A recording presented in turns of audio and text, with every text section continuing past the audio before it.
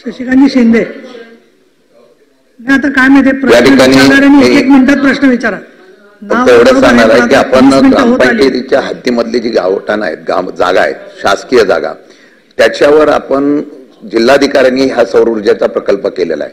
आता भाडं नाममात्र देतात, त्यामुळे ग्रामपंचायतीला उत्पन्न होत नाही. त्यांची मागणी आहे की या सौर ऊर्जा प्रकल्पाच्या मधून त्यांच्या गावाला वीज मोफत देणार का, हा एक, किंवा भाडं वाढवून देणार का.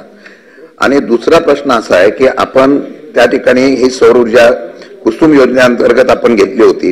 राज्य शासनाच्या सेफ विलेज लिस्टमध्ये तालुके घेतलेले आहेत. त्या तालुक्यामध्ये काही ठराविकच गावं घेतलेली आहेत.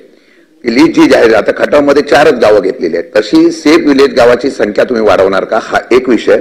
आणि दुसरा विषय असा आहे की 1 एकर पर्यंत आपण 3 HP ची मोटर बसवतो बोरवेलला वगैरे, आणि पाणी उचलत नाही. त्याची क्षमता वाढवण्यासाठी काही निर्णय सोलरच्या माध्यमातून घेणार आहात का? आता या दोन्ही प्रश्न जे